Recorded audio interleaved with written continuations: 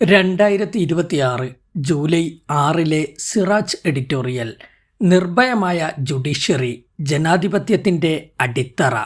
രാജ്യത്തെ നിയമവ്യവസ്ഥയ്ക്കും ജുഡീഷ്യറിയുടെ സ്വാതന്ത്ര്യത്തിനും നേരെ ഉയരുന്ന കടുത്ത വെല്ലുവിളികളിലേക്ക് വിരൽ ചൂണ്ടുന്നതാണ് മധ്യപ്രദേശിൽ ആൾക്കൂട്ടക്കൊലക്കേസിൽ വിധിപ്രസ്താവം നടത്തിയ ജഡ്ജിക്കെതിരെ വർഗീയ ഫാസിസ്റ്റുകൾ ഉയർത്തുന്ന ഭീഷണി.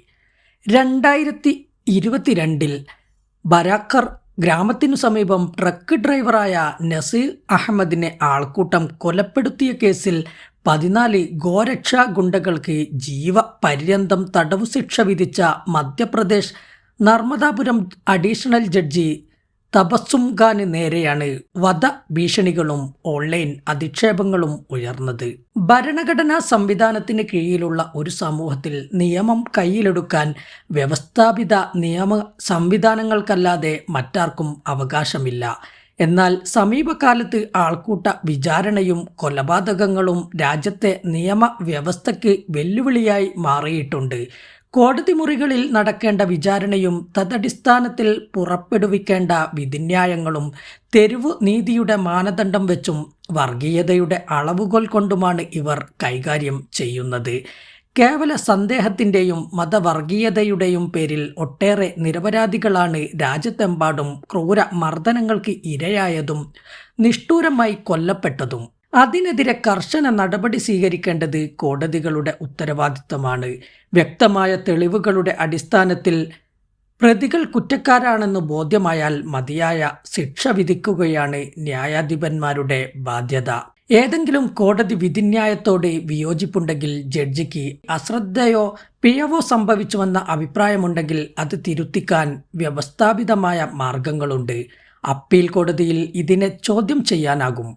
ഇതിനു പകരം ജഡ്ജിയെ ഭീഷണിപ്പെടുത്തുകയും സാമൂഹികമായി അപമാനിക്കുകയും ചെയ്യുന്നത് നീതിന്യായ വ്യവസ്ഥയുടെ സ്വതന്ത്ര സ്വഭാവത്തിന് കടുത്ത ഭീഷണിയും ഭരണഘടനയ്ക്കെതിരെയുള്ള വെല്ലുവിളിയുമാണ്. ജഡ്ജിമാർക്ക് നിയമം തുറന്നു പറയാനുള്ള അവകാശം നഷ്ടപ്പെട്ടാൽ സാധാരണ പൗരന്റെ നീതി ലഭ്യതയ്ക്കുള്ള അവസാന പ്രതീക്ഷയും നഷ്ടമാകും. തബസ്സും ഖാന്റെ മതപരമായ സ്വത്വത്തെ മുൻനിർത്തിയാണ് സോഷ്യൽ മീഡിയയിൽ കൂടുതൽ അധിക്ഷേപങ്ങൾ വന്നത്. കേസ് കൈകാര്യം ചെയ്യുന്ന ജഡ്ജിയുടെയോ വിചാരണ നേരിടുന്ന കുറ്റവാളിയുടെയോ മതം നോക്കി കോടതി വിധികളെ വിലയിരുത്തുന്ന നടപടി അത്യന്തം അപകടകരമാണ്. ജഡ്ജിമാരുടെ മാനസികാവസ്ഥയെ ഇത് ബാധിക്കാനിടയുണ്ട്. ഭാവിയിൽ ഇത്തരം കേസുകൾ കൈകാര്യം ചെയ്യുമ്പോൾ ആൾക്കൂട്ടങ്ങളിൽ നിന്നോ വർഗീയ ഫാസിസ്റ്റ് പ്രസ്ഥാനങ്ങളിൽ നിന്നോ രാഷ്ട്രീയ മേഖലയിൽ നിന്നോ ഉണ്ടാകാനിടയുള്ള സൈബർ ആക്രമണങ്ങളെ ഭയന്ന് സ്വതന്ത്രമായി വിധി പ്രസ്താവിക്കാൻ ജഡ്ജിമാർ വിമുഖത കാണിച്ചേക്കാം. ഭയരഹിതമായ ജുഡീഷ്യറി എന്ന ആശയത്തെ ഇത് തകിടം മറിക്കും. ജഡ്ജിയുടെ കസേരയിലിരിക്കുന്നത് ഒരു വ്യക്തിയല്ല, ഹിന്ദുവോ മുസ്ലിമോ ക്രിസ്ത്യാനിയോ അല്ല, ഒരു ന്യായാധിപനാണ്. മറ്റൊരർത്ഥത്തിൽ ഇന്ത്യൻ ഭരണഘടനയാണ്. അവിടെ മതവും ജാതിയും കടന്നു വരരുത്. സമൂഹത്തിൽ നിന്ന് അത്തരം വിലയിരുത്തലുകളും ഉണ്ടാകരുത്. മധ്യപ്രദേശ് ഹൈക്കോടതിയിലെ ജസ്റ്റിസ് വിവേക് അഗർവാളും അവനീന്ദ്ര കുമാർ സിംഗും അടങ്ങുന്ന ഡിവിഷൻ ബെഞ്ച് ഈ വിഷയത്തിൽ കാണിച്ച ജാഗ്രത അഭിനന്ദനാർഹമാണ്. തബസ്സും ഖാനെതിരായ ഭീഷണി സംബന്ധിച്ച മാധ്യമ വാർത്തകളുടെ അടിസ്ഥാനത്തിൽ സ്വമേധയാ കേസെടുത്ത ഡിവിഷൻ ബെഞ്ച് ജഡ്ജിക്ക് സംരക്ഷണം നൽകാൻ സംസ്ഥാന പോലീസിന് നിർദ്ദേശം നൽകുകയുണ്ടായി. ഇത്തരം സൈബർ ഭീഷണികൾ ജഡ്ജിമാരുടെ ജുഡീഷ്യൽ സ്വഭാവത്തെയും നിർഭയമായ പ്രവർത്തനത്തെയും തടസ്സപ്പെടുത്തുമെന്ന് ഹൈക്കോടതി നിരീക്ഷിക്കുകയും ചെയ്തു. നിർഭയമായ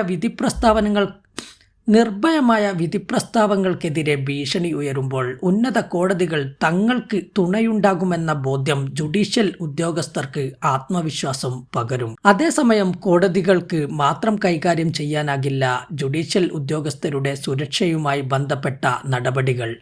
ഭരണകൂടത്തിൻ്റെയും നിയമപാലകരുടെയും നിസ്ലീമ സഹകരണവും അനിവാര്യമാണ്. രാഷ്ട്രീയ താൽപര്യം കാരണമോ വോട്ട് ബാങ്ക് രാഷ്ട്രീയത്തെ ബാധിക്കുമെന്ന ആശങ്ക മൂലമോ പലപ്പോഴും അധികാരിവർഗം ഇത്തരം സുരക്ഷാ ഭീഷണികൾക്കു നേരെ കണ്ണടക്കാറുണ്ട്. നിയമത്തെ വെല്ലുവിളിക്കുന്ന ആൾക്കൂട്ട ശക്തികളെയും അവർക്ക് അവയ്ക്ക് പിന്നിലുള്ള രാഷ്ട്രീയ അജണ്ടകളെയും കർശനമായി അടിച്ചമർത്താൻ ഭരണകൂടം സന്നദ്ധമായില്ലെങ്കിൽ ജുഡീഷ്യറിയുടെ പ്രസക്തി നഷ്ടപ്പെടും. ഇന്ത്യൻ ഭരണഘടന വിഭാവന ചെയ്യുന്ന ജനാധിപത്യത്തിന്റെ ശക്തമായ തൂണുകളിലൊന്നാണ് സ്വതന്ത്രവും നിർഭയവുമായ ജുഡീഷ്യറി. ഭരണകൂടത്തിന് തെറ്റ് സംഭവിക്കുകയോ നിയമനിർമ്മാണ സഭ ഭൂരിപക്ഷ സമ്മർദ്ദത്തിന് വഴങ്ങുകയോ ചെയ്താൽ പിന്നീട് നീതിയെക്കുറിച്ചുള്ള പ്രതീക്ഷ അവശേഷിക്കുന്നത് കോടതികളിലാണ്. ഈ പ്രതീക്ഷയുടെ കേന്ദ്ര ബിന്ദുവാണ് ജഡ്ജിമാർ. അവർക്ക് ബാഹ്യശക്തികളെക്കുറിച്ചുള്ള ഭയത്തോടെ വിധി തയ്യാറാക്കേണ്ടി വന്നാൽ അന്ന് ജനാധിപത്യത്തിൻ്റെ അന്ത്യം കുറിക്കും. ഭൂരിപക്ഷാഭിപ്രായങ്ങൾക്കോ തെരുവിലെ കോലാഹലങ്ങൾക്കോ വഴങ്ങാതെ നിയമപുസ്തകവും ഭരണഘടനയും മാത്രം മാനദണ്ഡമാക്കി വിധി പ്രസ്താവിക്കാൻ ജഡ്ജിമാർക്ക് സാധിക്കണം. എങ്കിൽ മാത്രമേ ജനങ്ങൾക്ക് കോടതികളിലുള്ള വിശ്വാസവും രാജ്യത്തെ നിയമവ്യവസ്ഥയും നിലനിൽക്കുകയുള്ളൂ.